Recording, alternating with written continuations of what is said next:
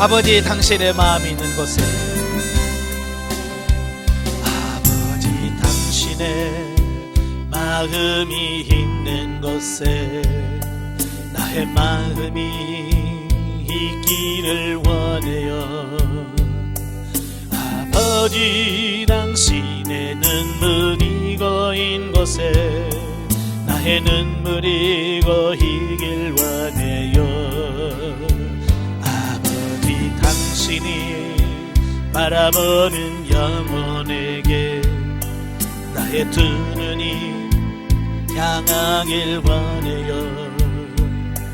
아버지 당신이 울고 있는 어두운 땅에 나의 두 발이 향하길 원해요.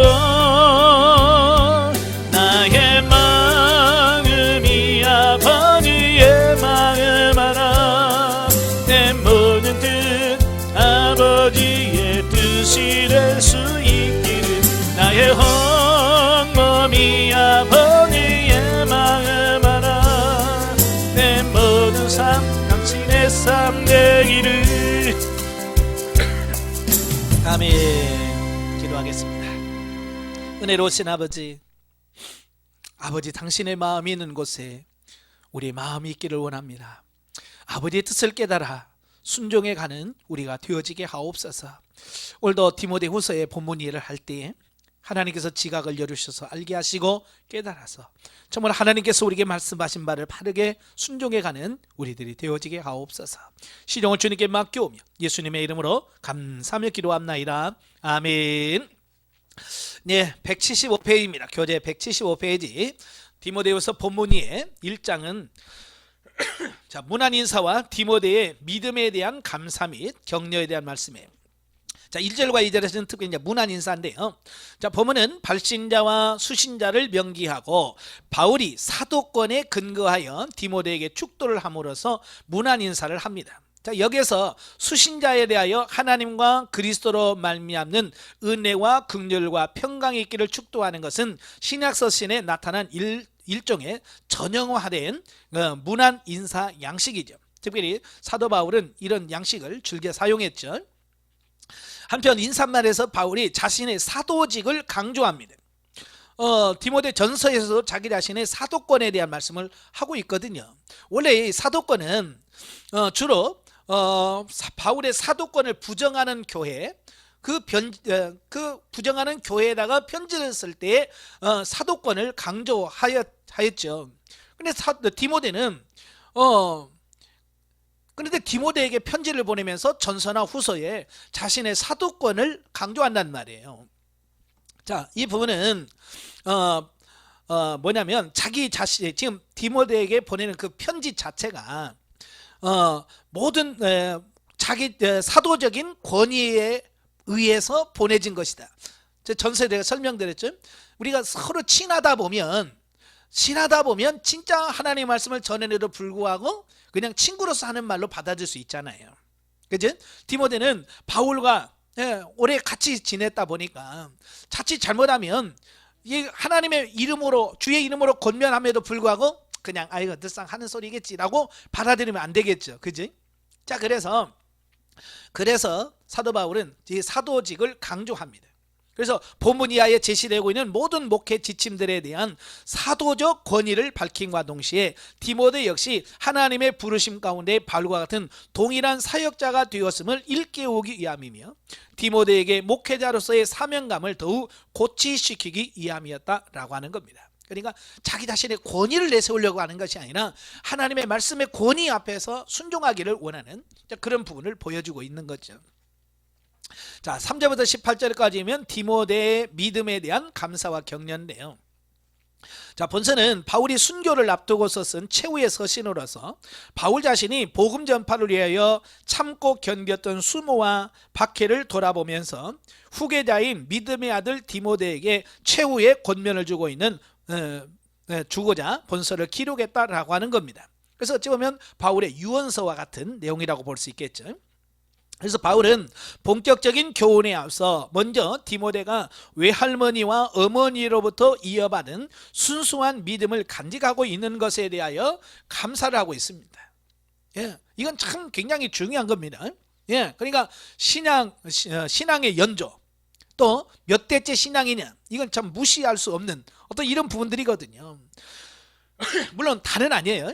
예, 다는 아니지만 부모가 믿고 변화된 그 사고와 가치관으로 살 때 자녀들에게도 좋은 신앙의 모델이 될 수 있다라고 하는 겁니다. 그러니까 영성적으로 변화된 그 부모님 밑에 자란 자녀들을 보면 그의 사고와 가치관이 변화되어 있어. 왜? 부모가 그걸 변화된 자기 자신의 어떤 삶을 자녀들에게 계속 보여주고 말씀하고 있기 때문에 그렇습니다. 예. 그러니까 변화된 삶이 있어야 되는데 변화된 삶이 없이 연조만 자랑하니까 의미가 없는 거예요. 그지? 교회에서도 그러잖아. 내가 교회 다니 몇십 년이야. 근데 변화된 게 있어야지. 아무것도 없으면 아무도 그를 인정해 주지 않습니다. 우리가 변화된 삶이 필요한 거죠. 자, 이는 목회에 임하는 목회자 자신이 정통신앙에 올바로 서 있는 것이 무엇보다도 중요함을 일깨워 준다. 네. 그러니까 디모데도 어렸을 때부터 신앙 안에서 그 믿음 안에서 잘 자란 부분들이 아마 디모데의 목회 길에 거는데 굉장히 유익했을 것이다 라고 보는 겁니다. 그러니까 저도 목회를 하면서 저도 모태신앙은 아니지만 기저귀 차고부터 교회를 다녔잖아요. 그러니까 어렸을 때 교회에서 늘 보고 자랐던 이런 부분들이 실제로 목회할 때 굉장히 많이 유익한 거예요. 근데 중간에 뭐 30살 넘어서 갑자기 교회에 다니고 신앙생활 하는 사람들은 그런 게 없잖아요. 예, 어렸을 때 신앙생활의 교회 이런 분위기 이런 걸 모르잖아요. 예, 자 그래서 많은 분들이 저를 많이 부러워하더라고요. 예, 어렸을 때 신앙생활한 거에 대해서 저도 그런 부분에서 굉장히 많이 유익한 것을 느끼죠. 자 그런데 그런 뒤 바울은 복음 사역의 길에는 반드시 고난이 따르기 마련이니 그것을 두려워하지 말라고 격려합니다. 이는 장차 자신이 순교를 당하더라도 디모데가 믿음을 잃지 않고 그의 목회 사역에 최선을 다하도록 하고 또 목회자로서 사명감에 투철하기 위한 배려에서 나온 격려다라고 말씀드릴 수 있습니다. 예수님도 제자들이 계속해서 뭐라고 그래? 내가 예루살렘에 올라가면 바리새인들과 사두개인들 잡혀서 내가 죽을 것이고 내가 죽은 후에 살아날 거야 라고 하는 말을 계속 거듭해서 말씀하거든요. 왜 그럴까요? 예? 요한복음에 보면 미리 그렇게 말해놓음을 통해서 그들이 그런 일이 당했을 때 놀라거나 예? 그러지 않도록 하기 위해서 미리 말씀하신 거거든요. 사도 바울도 마찬가지예요. 아무 준비도 없이 그냥 갑자기 죽어봐요. 그러면 디모데 같은 경우도 많이 충격을 받겠죠. 그죠? 자녀들도 마찬가지예요. 천년만년 사건처럼 아무것도 없이 갑자기 부모님 확 돌아가셔봐요. 예? 유언도 없이. 예? 그러면 얼마나 자녀들이 당황하겠어요. 그죠? 그래서 바울도 사도 디모데에게 이런 부분들을 잘 이야기를 하면서 미래에 있을 일들을 대비시키는 어떤 이런 부분들이 필요하다라고 하는 겁니다. 네, 다 이건 뭐예요? 목회자로서 미리 선배로서 이 경험에서 나온 배려다라고 볼 수 있겠죠. 네. 그래서 믿음 없는 사람은 고난을 두려워합니다. 그죠? 예. 믿음 없는 사람은 고난이 두려워요. 그러나 생명을 살리는 사역은 반드시 뭐예요? 고난이 뒤따르게 돼 있어요. 목회 사역이 왜 힘드냐? 생명을 살리는 거기 때문에 고난이 있습니다. 예수님도 마찬가지였고요. 생명 살리는 일은 반드시 고난이 있습니다. 그래서 예수님도 고난을 당하셨고, 그래서 우리도 예수님 때문에 당하는 고난은 부끄러워할 이유가 없습니다. 아시겠죠? 예. 자, 마지막 부분에서 바울은 자신이 처한 현재 상황을 언급하는 가운데 감옥에 갇힌 자신을 돌아본 자가 있는 반면에 또한 자신을 버리고 떠나간 자가 있다라고 하는 것을 밝히는 겁니다.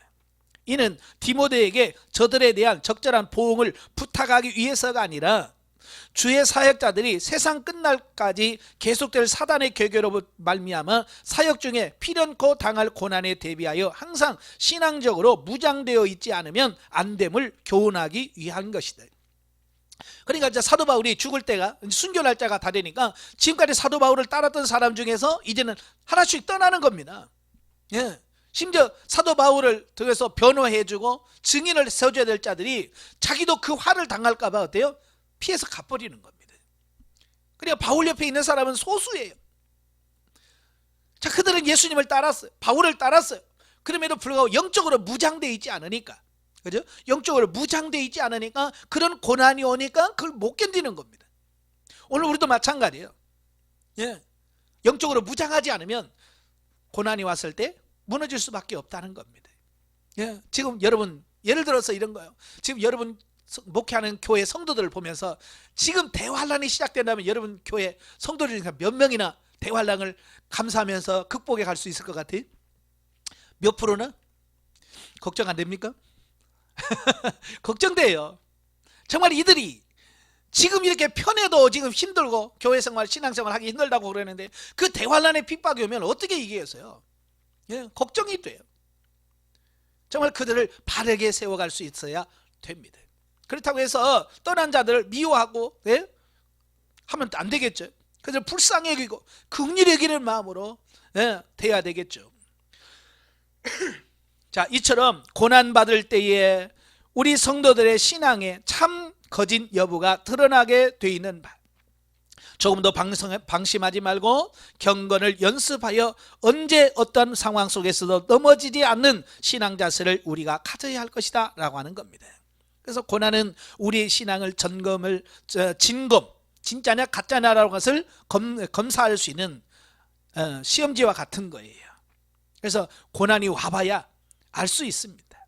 그래서 여러분들은 고난이 와도 고난 때문에 실족하는 일이 없기를 바랍니다. 아시겠죠? 그래서 많은 사람들이 훈련 중에 왜 포기합니까? 예, 힘들다고. 예, 그래서 왜 훈련 그만두지? 힘들어서요. 그게 많이, 예, 그래 힘들다고 이야기해요.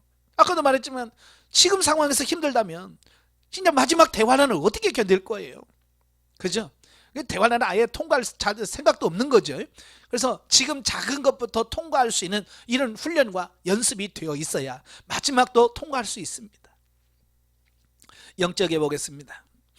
영적인 변화를 받고 신령한 경험을 하는 것은 궁극적으로 하나님을 믿고 순종하는 삶을 살기 위한 과정이다.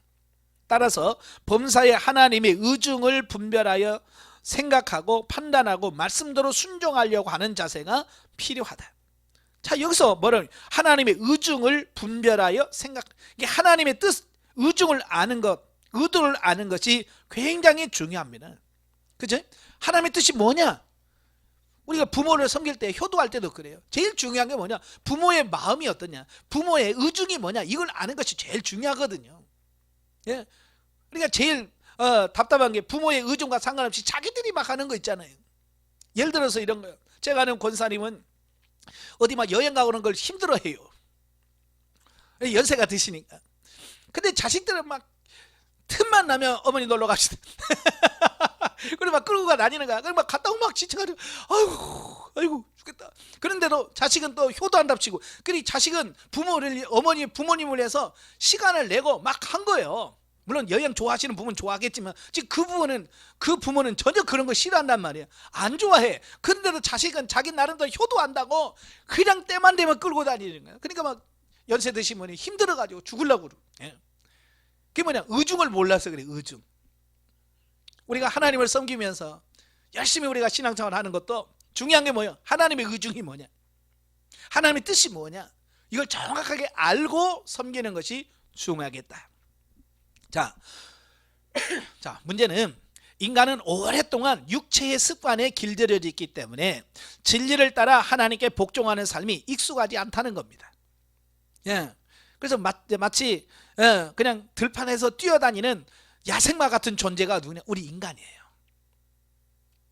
예, 그래서 복음대로 살 수 있는 사람이 되기 위해서는 날마다 육체의 정욕을 십자가에 못 박고 육체의 습관을 성령에게 복종시킴으로써 복음과 함께 고난도 통과해야 한다. 여러분, 야생마 힘이 넘치잖아요. 그죠? 근데 그게 훈련되지 않으면 그 야생마의 힘은 어때요? 도리어 사람을 다치게 만듭니다. 그래서 예전에 서부 영화 같은 데 보면 그 야생마 훈련하는 부분이 자주 나오잖아요. 그죠? 예. 그 야생마 뭐 팔짝팔짝 뛰는 그 말을 훈련시키기 위해서는 그냥 안 되잖아요.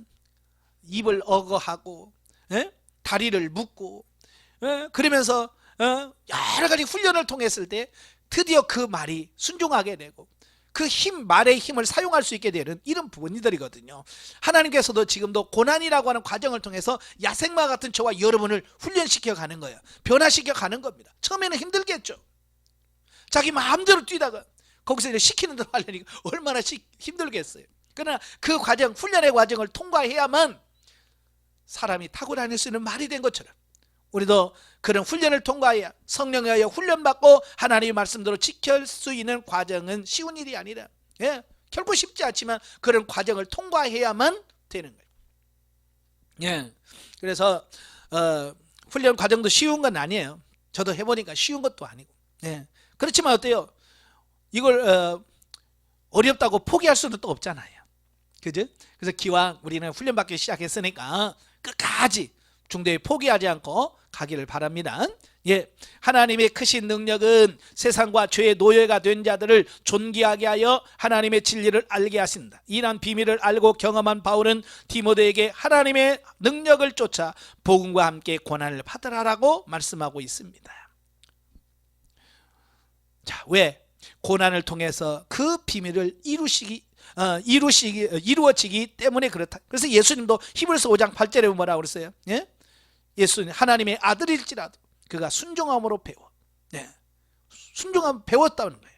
훈련했다는 겁니다. 여러분도 열심히 순종하는 법을 배우시길 바래요. 자, 2장으로 갑니다. 충성된 사역자의 자세와 상급 및 목회자로서 힘쓸 일들. 1절부터 13절 사역자의 참된 자세와 장차 누릴 영광. 자, 본문에서 바울은 다른 교훈에 앞서 먼저 목회자 자신이 가져야 할 바른 자세에 관해서 교훈해 주고 있습니다.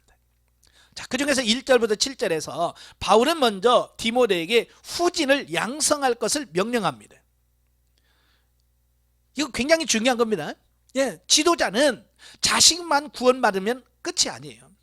지도자라고 하는 것은 내가 구원받고 내게 맡겨진 양무리들을 잘 구원시키는 거예요. 그래서 요바라고 충성된 사람들에게 부탁해서 계속해서 그게 이어지도록 만드는 것이 지도자가 해야 할 일이에요. 저도 지금 고민인 거예요. 그냥 영성훈련 받고 이게 끝나는 게 아니라 계속해서 그들이 이어서 계속 후대들에게 이걸 이어주고 이어져서 이 영성이 끝나지 않고 계속 이어질 수 있도록 하는 것, 이게 제가 가장 고민하고 있는 부분이거든요. 아마 여러분도 목회하면서 그럴 거예요. 내가 은퇴하고 이 교회 문 닫는다, 그렇게 생각해 본 적 없으시지? 예? 내가 목회를 하고 누군가가 이 교회를 대를 이어서 계속해서 교회가 이어지도록 하는 거예요. 이게 중요한 거예요. 그러려면 뭐예요? 후진 양성이 필요한 거예요. 후진 양성. 그래서 교회에서나 어디에서나 사회에서 정말 훌륭한 목회자의 자질이 있는 사람을 키워서, 예, 키워서 계속해서 그 사역을 이끌어갈 수 있도록 만들어주는 것이 굉장히 중요한 겁니다. 이게 목회자 지도자가 해야 할 일이다. 예. 그 후진들에 대한 교육 지침으로서 또 목회자 디모데 자신을 위한 지침으로서 주의 사역자의 참된 자세가 어떠해야 되는지를 세 가지로 설명합니다.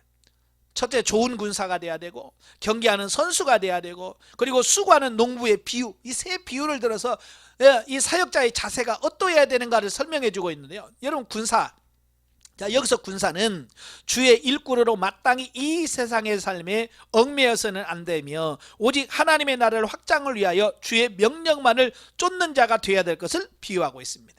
군사라고 하면 군인을 말합니다. 전쟁에 나가서 싸운 사람이에요. 이 전쟁에 나간 사람은요, 두 가지를 해야 돼요. 첫째, 자기의 삶에 얽매이면 안 돼요. 예를 들어서 군대 가서 장관이 앞으로 전진 가면, 아, 장군님, 나 지금 우리 가정사가 있어서요.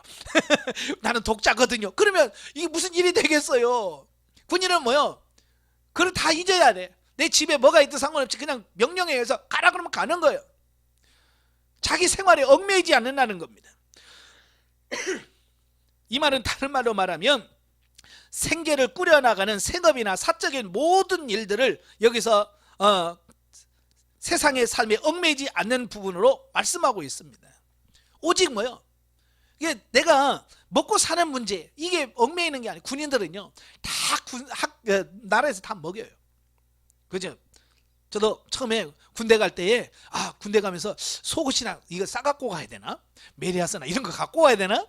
근데요, 하나도 안 갖고 가도 돼. 내가 입고 갔던 옷도 다 벗으라고 합니다. 그래서 벗어서 다 얘가 싹 포장해가고 집으로 보내줘요.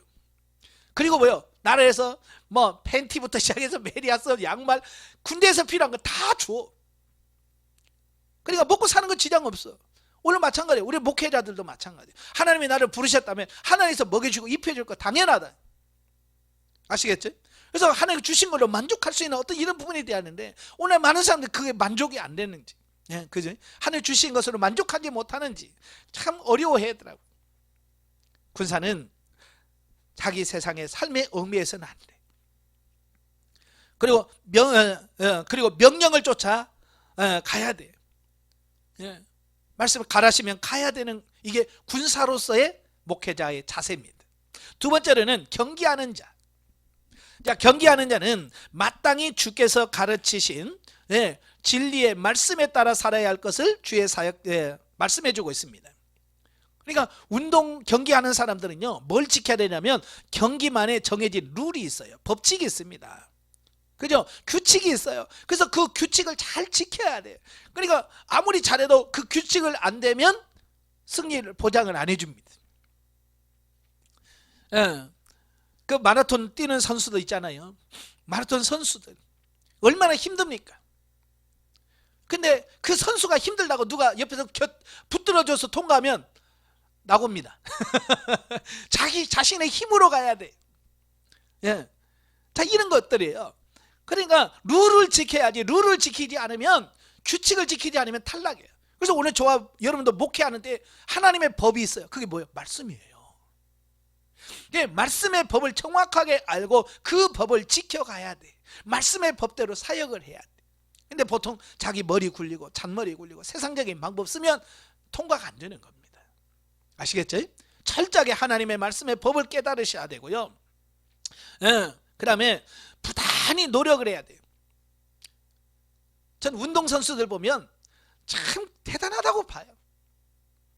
지금 손흥민 선수 세계적으로 인정받는 선수지만요, 야, 정말 스트레스 많이 받겠다 이런 생각을 해요. 그게 뭡니까?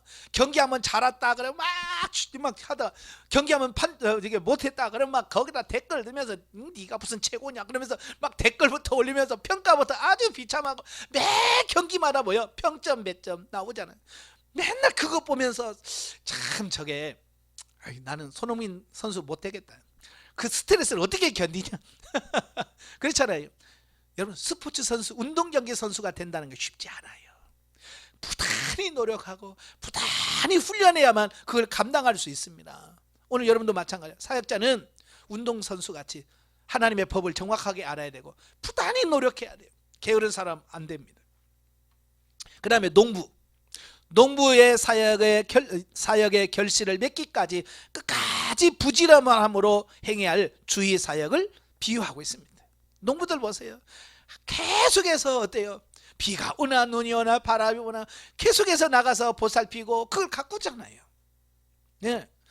수고와 인내. 예. 여기서 수고라고 하는, 코피아노라고 하는 열심을 내다 라고 하는 겁니다. 다시 말하면 죽도록 일하다 라고 하는 그런 뜻이에요. 예. 그래서 농부가 가을에 추수를 기다리면서 여름 동안 무더위를 견디면서 최선에서 수고하는 그걸 바라보면서 저와 여러분도 이 사역을 할 때에 농부처럼 끝까지 그 열매를 천국에 들어갈 때까지 계속해서 어때요? 그 성도들을 보살피고 인내하면서 참으면서 견뎌야 되는 이런 부분들을 설명해 주고 있습니다. 자, 이렇게 해서 바울은 사역자의 자세를 군사로, 또 운동 경기하는 자로, 농부로서 비유하고 있습니다. 이걸 오늘 여러분의 가슴에 잘 새겨 듣기를 바랍니다. 자, 후반부 8절에서 13절에 보면 주의 사역자들이 군사, 경계하는 자, 농부와 같은 자세로 충성할 때 훗날 그리스도 안에서 누리게 될 영광이 어떠한 것인지를 밝혀 위로와 확신을 주고 있습니다. 예, 여러분들이 수고하면 거기에 따른 반드시 하나님의 상급이 있다라고 하는 거예요. 이러한 본문은 우리에게 피와 땀 흘림이 없이 하나님 나라 확장을 이룬다는 것은 불가능함을 일깨워 줍니다. 예, 세상 일도 그래요. 노력하지 않아도 되는 거 없어요. 얼마나 많은 노력을 합니까? 그리고 심은 대로 거두듯이 주의 사역을 위하여 수고한 자 역시 필히 하나님의 영광에 참여하게 될 것임을 증거하고 있습니다. 그런데 우리는 맡은 자에게 구할 것은 충성이라는 사실을 필히 기억해야 할 것이다. 한편 이러한 교훈들은 비단 일선 목회자들에 의해서만 주어지는 것이 아니라 우리 여러 형태로 주의 사역에 동참하는 모든 평신도 사역자들도 해당되는 교훈이다. 그러니까 이건 목사님들이나 필요 아니란 말이에요. 이 사람의 신앙생활은 모든 사람들에게 주어진 말씀이라고 하는 거. 따라서 위에서 제시하고 있는 바울의 교훈에 따라 우리 모든 성도들은 자신의 삶의 현장에서 자신이 갖고 있는 사명들을 실천함에 있어서 주의 사역자로서의 자세를 새롭게 가다듬어야 할 것이다. 아멘. 예, 그래서 모든 성도들은 이 말씀을 하나님의 말씀으로 받아들이고 그 말씀을 지켜가야 돼. 그 다음에 14절부터 26절까지 오면 충성된 그리스도 일꾼들이 힘써야 할 일들. 자, 본문에서 바울은 디모데에게 앞에서 언급한 후진들에 대한 교육 지침을 다시 한번 엄히 가르칠 것을 명령하고, 이어 목회자인 디모데 자신뿐만 아니라 전 신약시대의 모든 세대의 일선 목회자들이 목회자로서의 사명을 잘 감당하기 위하여 힘써야 할 것들에 대하여 교훈해 주고 있습니다.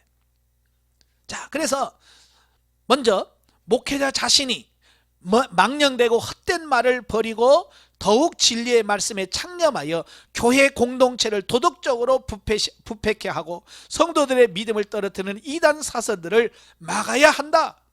이게 목회자가 해야 될 가장 중요한 직책 중에 하나다라고 하는 겁니다. 예. 그러니까 나라의 대통령이 할 일이 뭐예요? 네, 나라를 지키는 겁니다. 국방을 지켜서 백성들이 편하게 살 수 있도록 하는 게 어찌 보면 대통령 지도자가 해야 할 일이. 마찬가지로 교회에서도 우리 목회자가 할 일이 뭐예요? 예. 대통령처럼 교회를 어지럽게 하고 힘들게 하는 그 적들을 막아서 성도들이 편하게 신앙생활할 수 있도록 그 버팀목 역할을 해주는 역할이 누구냐? 목회자가 해야 할 일이다, 그 말이에요. 거기서 14절에 오면 말다툼 하지 마라 그랬어요. 말다툼을 하지 마라. 이건 뭐예요? 이단들과 논쟁하지 말라, 그 얘기예요. 예, 당시 영주주의자들의 주장에 대한 논쟁으로, 예, 왜? 유익이 없다는 거예요. 그들과 논쟁해봐야 아무 유익이 없습니다. 지난번에 제가 말씀드렸죠. 이단들하고는요, 아무리 얘기해도요, 그들이 변화되거나 잘못되다고 시인 안 합니다. 그리고 16절에 망령되고 헛된 말이라고 그랬죠. 이건 이단 사설을 가리키는 겁니다. 자, 이걸 버려라 그랬어요. 버려라. 이 버려라고 하는 원어의 뜻을 보면 뭐뭇으로부터 도망가다, 그런 뜻이에요. 예, 그러니까 망령되고 헛된 말을 이단 사설에서 우리가 버려야 돼. 예, 버리라고 하는 말은 무엇 도망가다라고 하는 뜻인데, 그 예가 요셉의 예를 들 수 있죠. 보디발의 아내가 유혹합니다. 어떻게 해야 돼? 계속 그 자리에 있으면 계속 유혹을 받겠죠. 예? 계속 유혹을 받으면 어떻게 해요? 넘어갈 수밖에 없죠. 그래서 요셉은 어때요? 옷을 벗어버리고 도망가 버리는 거예요. 그 자리를 피하는 겁니다. 마찬가지로 저와 여러분들이 유혹받을 장소에 가지 말고 영향을 받을 만한 곳에 가지 마라, 이제 그 얘기거든요. 그리고 17절에 보면 저희 말을 독한 창질의 썩어져감과 같다라고 말씀하고 있죠. 여기서 독한 창질은 뭐냐? 괴양, 암적 존재다. 이건 이단 사설의 피해를 그대로 보여주고 있습니다. 그래서 목회자는 교회를 암적 존재처럼 계속해서 오는 그 이단 사설, 이단자들을 막아내는 그 역할을 누가 해야 돼? 목회자가 해야 돼요. 지도자가 해야 될 가장 큰 임무다라고 선언하고 있습니다. 또한 목회자 자신이 경건과 순결 생활을 힘쓰며, 두 번째로 목회자 자신이 경건과 순결의 생활을 힘써야 되고, 성도들을 대함에 있어서 의와 믿음과 사랑과 온유로 대함으로써 교회의 덕을 세워가야 한다라는 겁니다. 자, 이게 중요한 건데요, 우리가 보면 열매로 그 나무를 안다 그랬어요, 예수님이. 네? 열매를 보면 그 나무가 좋은 나무인지 어떤 건지 알아야 돼요. 그러니까 결국은 뭐냐? 지도자라고 하는 것은, 좋은 지도자라고 하는 것은 그의 삶에 열매가 맺혀지는 겁니다. 그래서 성도들에게 변화된 좋은 이런 모습들이 나와야 돼. 이단들을 보면 좋은 열매가 안 맺히죠. 그죠? 근데 이단들 보면 항상 나오는 뉴스를 보면 항상 이단들 나오면 뭐가 나와요? 가정 파괴, 이혼시키고, 가족과 독립시키고, 가족과 멀어지게 하고, 이런 일들을 주로 이단들이 합니다. 요즘에는 또 뭐예요? 성착취, 성폭행. 자, 이런 것들이 일어나요. 왜냐? 그건 잘못된 데서 나오니까 열매가 그렇게밖에 안 나와. 그렇잖아요. 그죠? 근데 참된 교회에서는 그런 게 나오면 안 되죠. 그죠? 그래서 참된 교회에서는 순결, 믿음, 사랑, 온유 이런 열매들이 맺히게 돼요. 근데 이단들은 항상 보면 잘못된 길로 나오는 거예요. 그래서 열매를 보고 그 사람을 알아라. 그래서 여러분도 마찬가지예요. 삶의 열매를 좋은 모습을 성도들에게 보여주셔야 돼요. 그죠? 그래서 이단들 와서 야 니네 목사들 막 능력도 없고 뭣도 없고 막 그래. 그러면 성도들이 야 우리 목사님 봐봐. 얼마나 순결하고 얼마나 저렇게 정결하고 저렇게 잘 지키 열매를 봐봐. 그래서 성도들이 목회자의 열매를 보고 이단들이 아무리 유혹해도 넘어가지 않는 어떤 이런 부분이 생겨요. 아시겠죠? 예. 그런데 이것은 비단 교회 지도자에게만 요구되는 자세가 아니라 모든 평신도들에게도 동시에 요구되는 자세다. 그러니까 아이고 이거 목회자님이 하십시오. 그게 아니라 이건 이 두 가지 사역은 목회자나 평신도 다 돼야 된다. 왜냐하면 그리스도로 말미암아 구원을 얻는 자들을 모두가 복음의 진리를 수호하며 그것을 전파하고 거룩하신 하나님의 백성답게 성결에 힘써야 되기 때문이다. 목회자만 성결에 힘쓰고 평신도 안 해도 된다? 아니에요. 다 해야 된다 그 말이에요.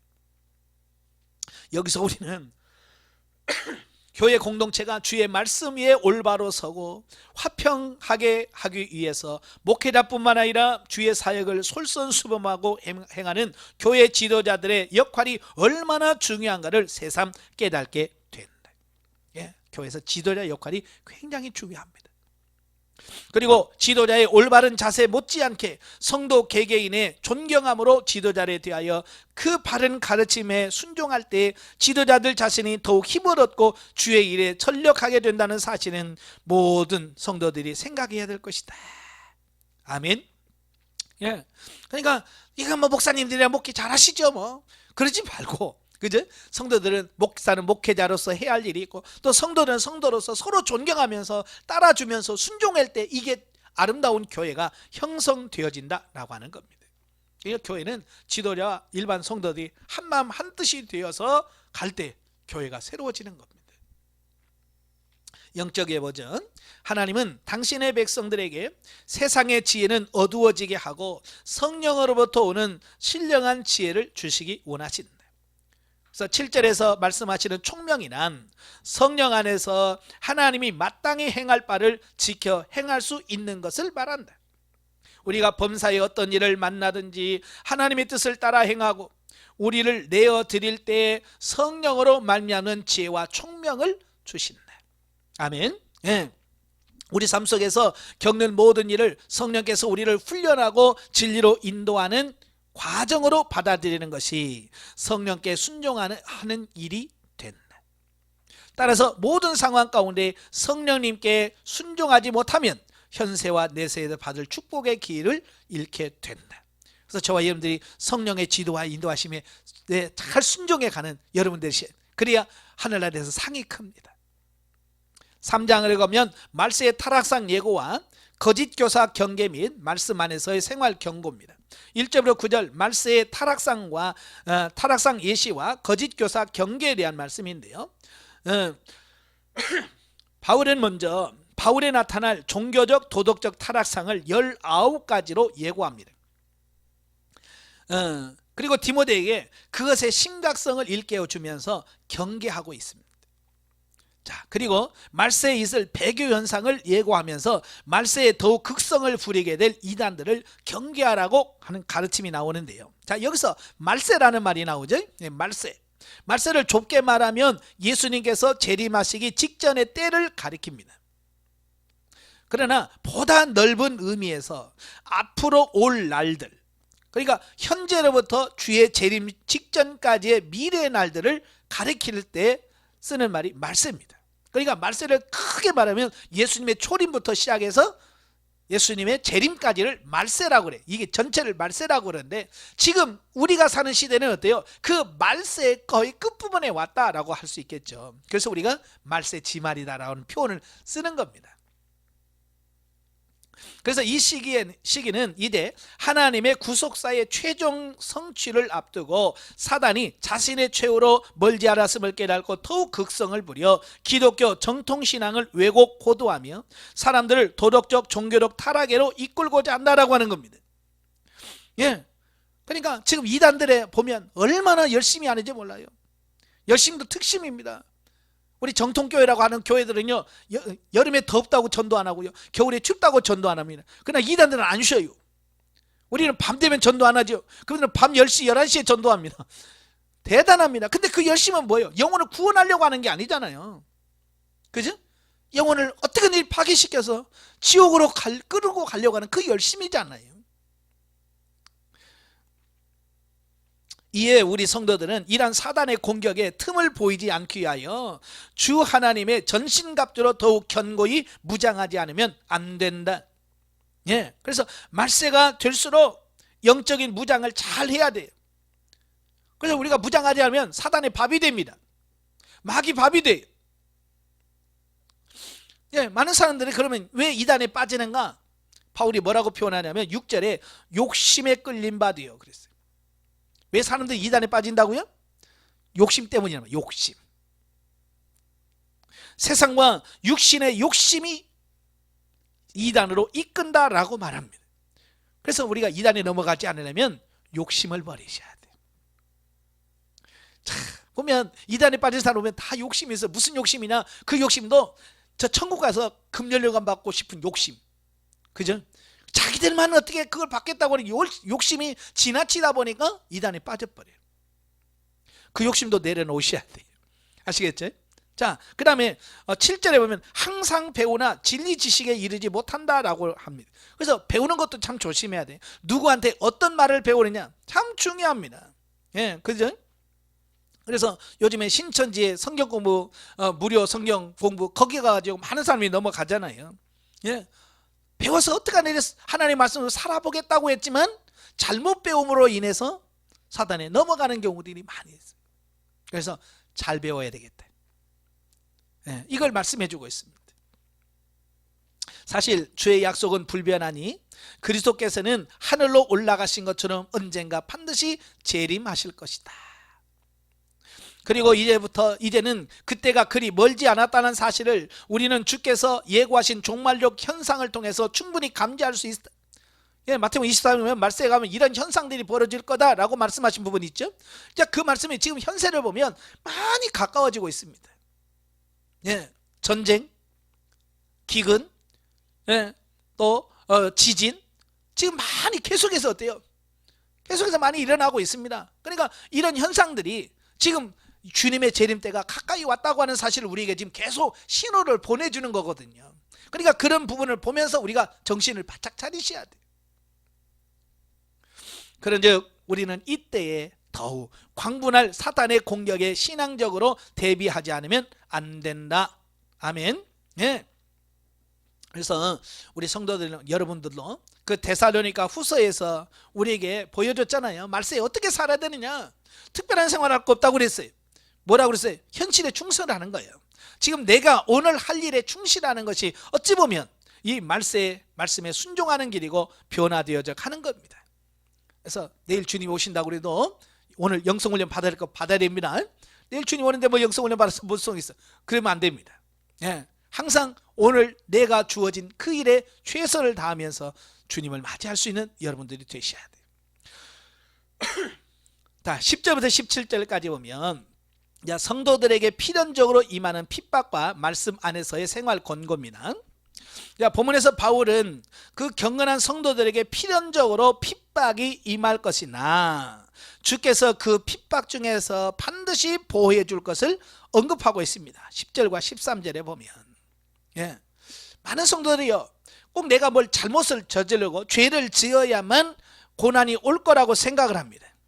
그런데 오늘 본문에 보면 꼭 죄를 짓거나 뭘 해야만 고난이 온다고 말씀하고 있지 않아요. 하나님을 잘 섬기고 싶지만 어때요? 그럴수록 고난이 온다는 겁니다. 경건하게 살려고 노력할수록 고난이 온다라고 하는 겁니다. 그래서 꼭 죄인들만 고난받는다라고 하는 생각을 버리셔야 돼요. 하나님 말씀으로 살려고 하면 할수록. 그러니까 많은 사람들이 신앙적으로 믿음으로 살려고 했다가 실족하는 이유가 그런 거거든요. 아이 간만에 진짜 예수 잘 믿으려고 했더니 고난이 와. 그러면 뭐라고 그래? 아 진짜 잘 믿으려고 했더니 어렵네. 그래서 에이 이제 그만 믿어야지 이런단 말이에요. 그러니까 우리가 잘 믿는다고 해서 고난 온 것을 실족할 이유가 아니에요. 왜? 경건하게 살려고 하는데도 고난이 온다라고 우리에게 말씀해 주고 있기 때문에 그렇습니다. 아시겠죠? 그래서 이러한 핍박에 대처하여 승리의 삶을 살기 위해서는 모든 성도는 모름지기, 하나님의 성령 말씀에 창념에 배우고 확실한 일에 거하라고 교훈해 주고 있습니다. 그러니까 성경 말씀을 정확하게 이해하고 알고 있다면 이럴 때가 그때 그 말씀이 이 말씀이네. 그래서 말씀을 딱 붙들고 있는 사람은 넘어지지 않아요. 근데 말씀 없는 사람은 왜 이렇게 힘들어? 그래서 넘어질 수밖에 없다는 거예요. 그래서 배우고 확실한 일에 거해라 라고 말씀하고 있는 거거든요.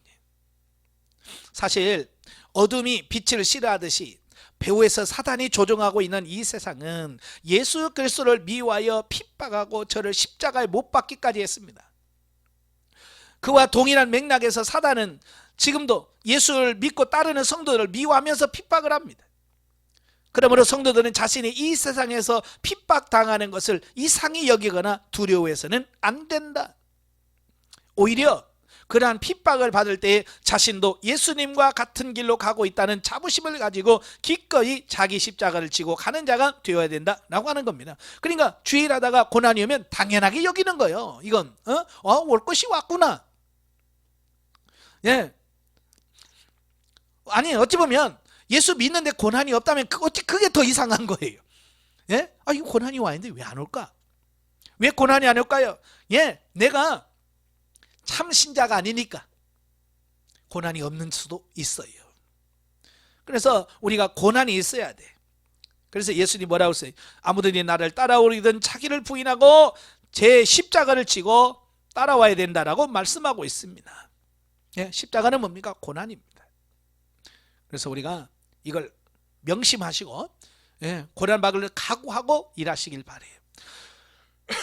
한편 성도들이 핍박을 이기기 위하여 싸워야 할 싸움은 혈과 육에 대한 것이 아니요 정사와 권세와 이 어둠의 세상의 주관자들과 하늘에 있는 악의 영들에 대한 부분이다 라고 말씀해 주고 있습니다. 예, 그리고 우리 싸움의 대상은 혈과 육이 아니라는 거예요. 혈과 육이 뭐예요? 사람이 아니라는 얘기예요. 그런데 많은 사람들은 아직도 이걸 이해를 못해가지고 이 혈과 육과 싸우는 사람이 얼마나 많은지 몰라요. 교회 안에서도 마찬가지예요. 예? 우리의 싸울 대상은 악의 영적 싸움이거든요. 근데 어때요? 가정에서는 서로 살아야 될 가정에서는 부부가 서로 싸웁니다. 예? 교회에서도 목사와 성도가 싸웁니다. 성도가 성격 또 싸웁니다. 이거 뭐냐면 싸움의 대상을 잘 모르는 겁니다. 분명히 사도 바울은 뭐라고 했어요? 우리의 싸움은 혈과 육의 싸움이 아니고 영의 세력들과 싸움이라고 말씀하고 있어요. 그러니까 보이는 형제와 싸우지 않기를 바래요.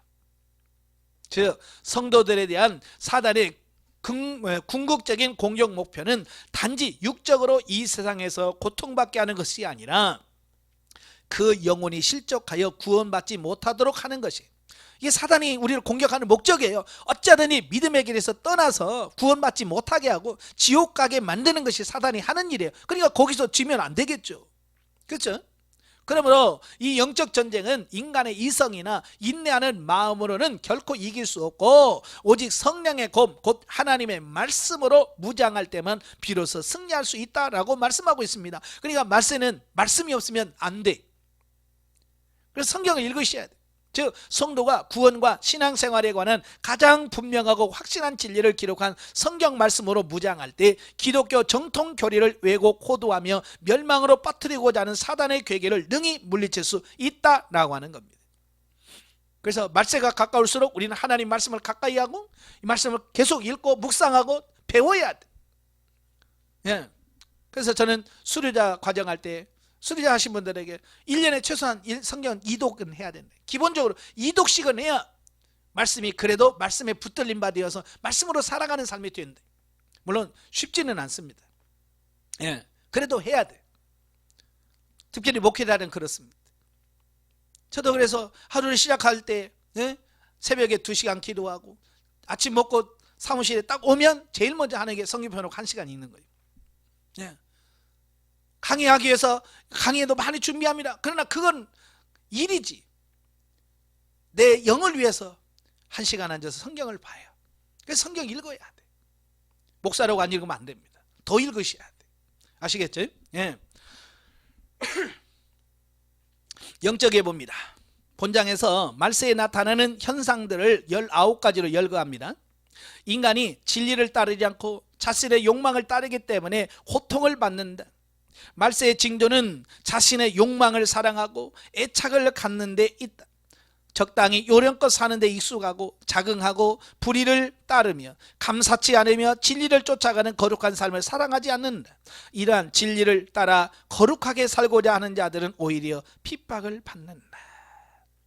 그래서 사람들이 거룩하게 살려고 하지 않아요. 왜? 그렇게 거룩하게 살려고 하면 핍박을 받으니까.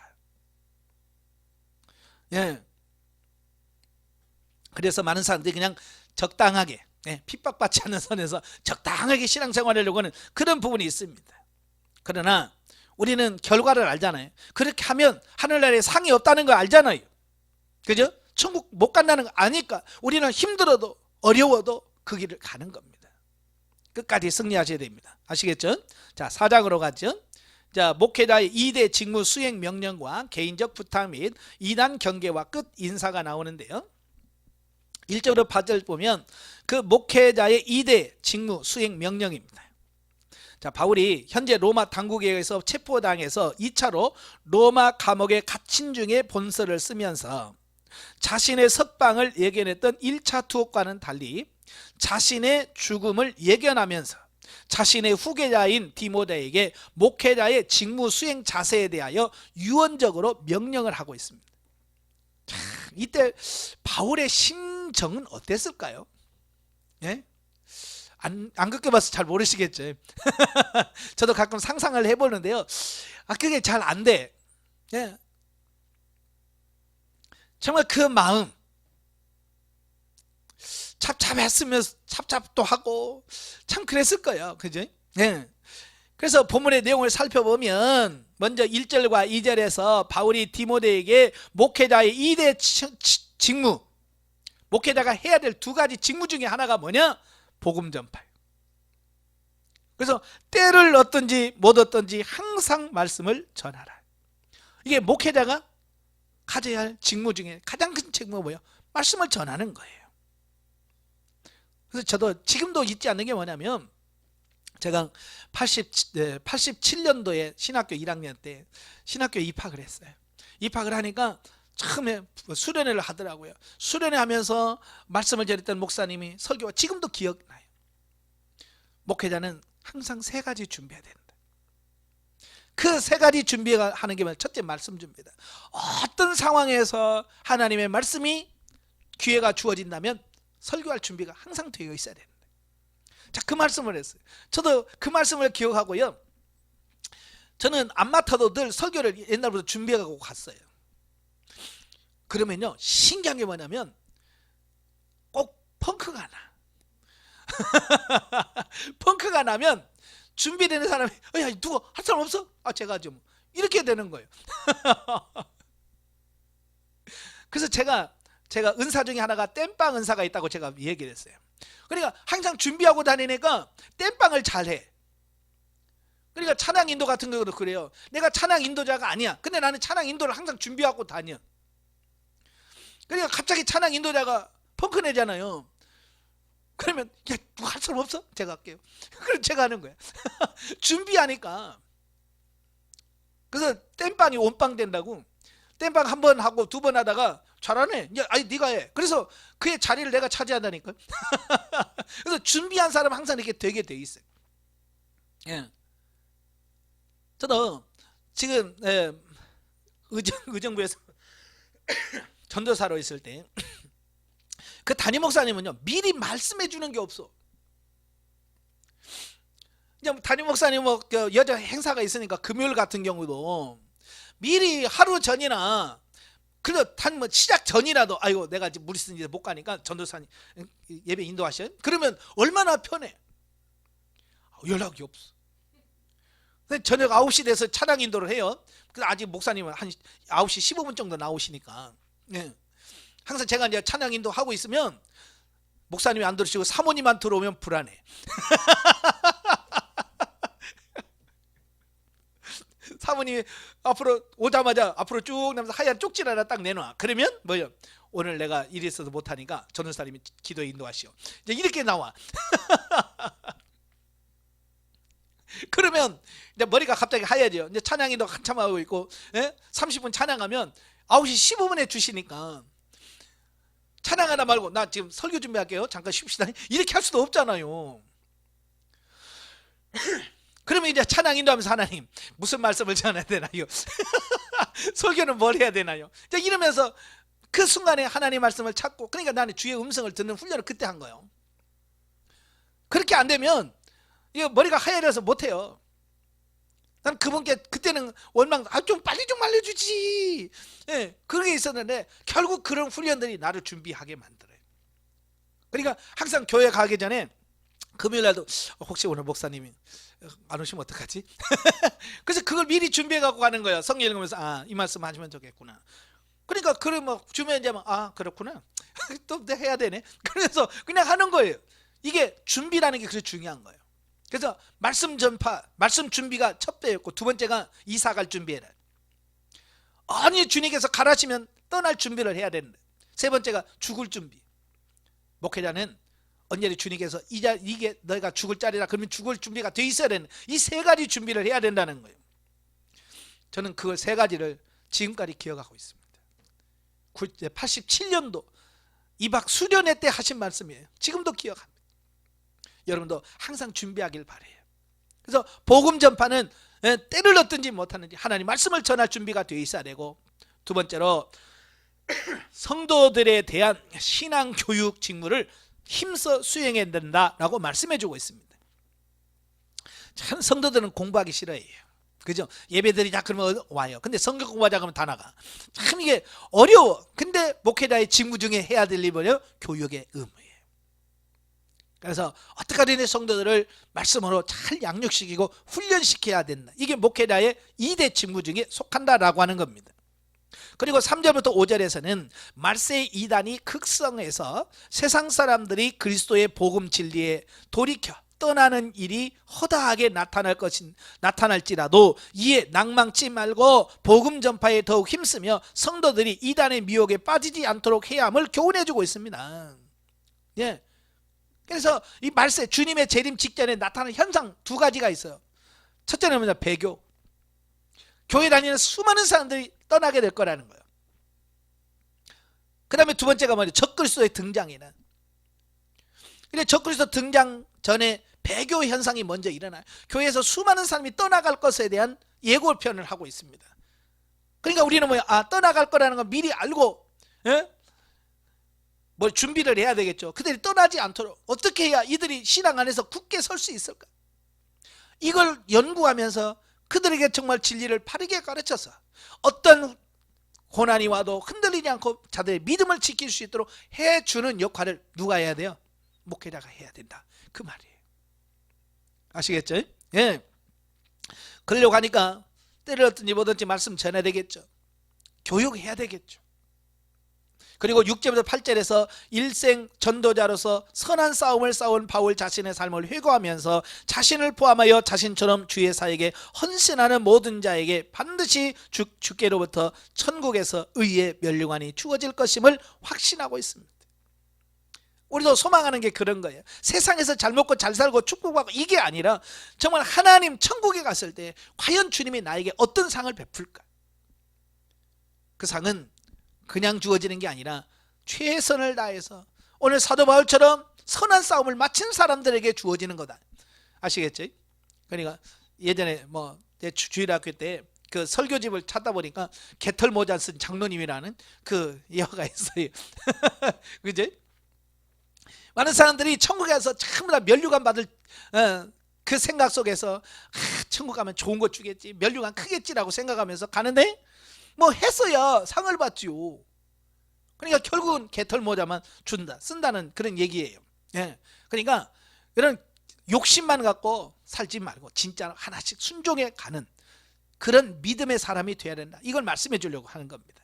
이처럼 바울은 죽음을 앞두고서도 자신의 장래를 걱정하기보다는 디모데에게 복음 전파와 성도의 신앙 교육을 명하고 독려하고 있는 모습을 통해서 그리스도께서 맡겨주신 하나님의 나라 확장 사명에 최선을 다해 함을 삶으로 보여주고 있다.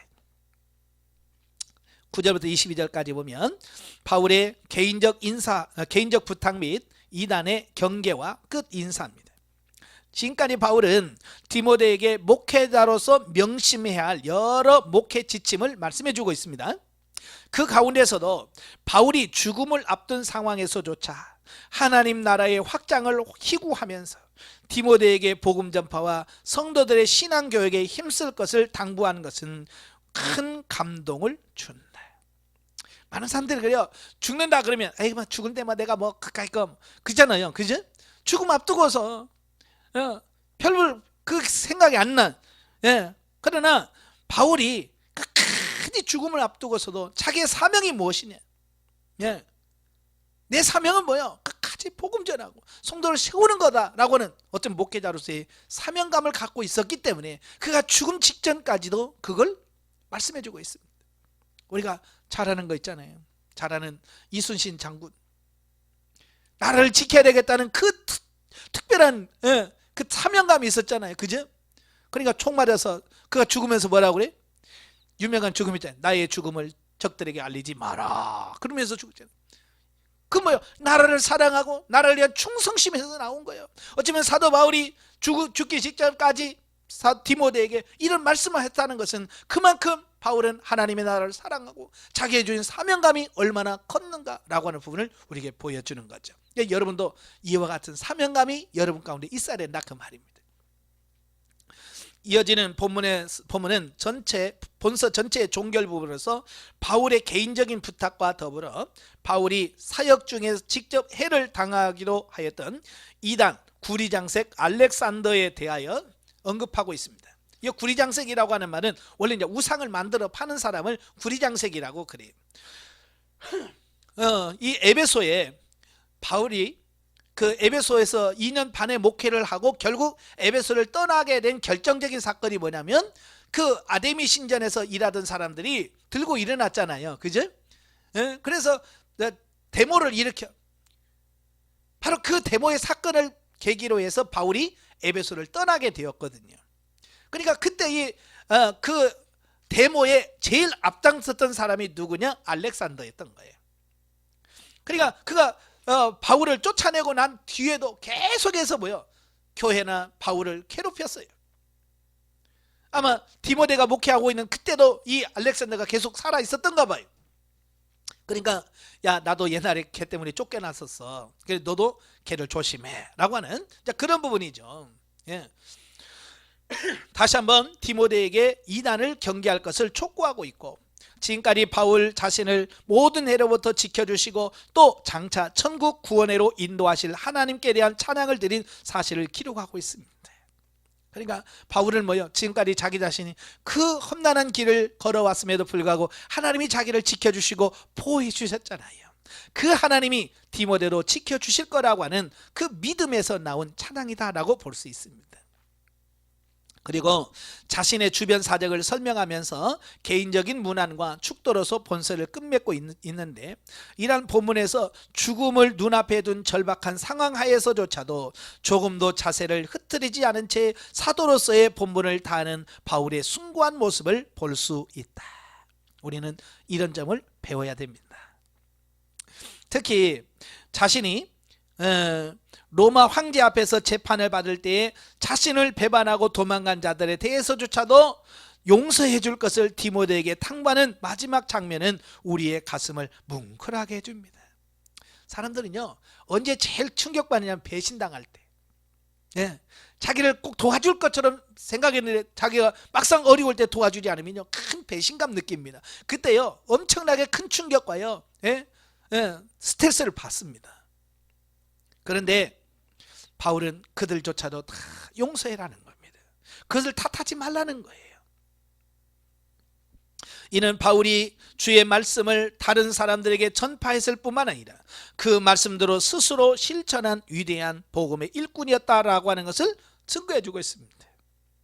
그리고 이제 죽음을 눈앞에 두고서도 최후의 일순간까지 하나님 나라의 확장을 위한 사역에 전념해 줄 것을 당부하며 주변의 동역자들을 세밀하고도 다감하게 돌아보며 문안하는 바울의 숭고한 모습은 실로 우리 모든 성도의 귀감으로서 길이길이 가슴속에 새겨야 할 참된 주의 일꾼의 모습이 아닐 수 없다. 여러분도 좀 이렇게 좀 이 세상을 좀 마무리했으면 좋겠어요. 그죠? 정말 바울이 아주 좋은 귀감을 잘 보여주고 간 것 같아요. 영적에 보겠습니다. 우리가 어려운 일을 당할 때 때를 얻든지 못 얻든지 전하라는 말씀을 지키기가 어렵다. 성도는 목회자의 책망을 달게 들을 수 있어야 하며 목회자는 아무 꺼리낌 없이 책망과 권면을 할 수 있어야 된다. 참 어찌보면 목회자와 평신도 이런 관계가 돼야 돼요. 예. 성도들은 그 목회자의 말을 들을 수 있고 정말 목회자는 정말 가감없이 말씀을 선포할 수 있어야 돼. 근데 지금은 그런 시대가 아니잖아요. 그죠? 예. 성도들은 목회자의 말을 가려. 그래서 이건 하나님 말씀, 이건 아니고 이건 막 가려서 들으려고 하고, 목회자는 성도들 눈치 보면서 성도들이 싫은 말 안 해요. 그죠? 성도들이 좋아하는 말만 해요. 이러면 안 돼요. 성도들은 목회자를 통해서 증거되는 설교와 책망을 하나님의 음성으로 들을 수 있어야 되고, 목회자는 성도들 눈치 보지 말고 어때요? 가감하게 하나님 말씀을 전할 수 있는 이런 교회가 진짜 교회다. 아시겠죠? 네. 3절에서 사욕이란 육체와 마음이 원하는 것을 말한다. 사욕을 따르다 보면 믿음에서 떠나게 되고 들을 귀가 어두워져서 바른 교훈을 배척하게 됩니다. 그리고 4절 말씀은 하나님이 우리를 훈련시키는 방편이 고난이기 때문에 성도들의 삶은 진리의 말씀대로 훈련받는다는 입장에서 기꺼이 고난을 감내하라는 의미다. 아멘. 끝까지 사도 바울은 디모데에게 고난에 대한 말씀을 합니다. 오늘 목회하면서 쉬운 일은 아니에요. 그럼에도 불구하고 우리가 쉽지 어렵다고 포기할 문제도 아니에요. 우리는 끝까지 고난을 잘 통과해서 하나님 앞에서 인정받는 승리의 삶을 살기를 주님으로 축원합니다. 기도하겠습니다. 은혜로우신 아버지, 오늘 디모데후서를 통해서 말세에 어떻게 목회자들이 목회를 해야 될지에 대한 말씀을 해주고 있습니다. 이 말씀이 정말 우리에게 주어진 귀한 말씀인 걸 알고 이 말씀처럼 사라져지는 우리가 되어지게 하옵소서. 사도 바울이 본을 보였던 그 삶이 오늘 우리의 삶이 되어지게 하여 주셔서 마지막 죽음의 순간까지도 최선을 다하여 하나님이 나를 세우려고 했던 그 마음이 오늘 우리들의 마음이 될 수 있도록 도와주시옵소서. 예수님의 이름으로 감사하며 기도합나이다. 아멘. 하나님 감사드립니다.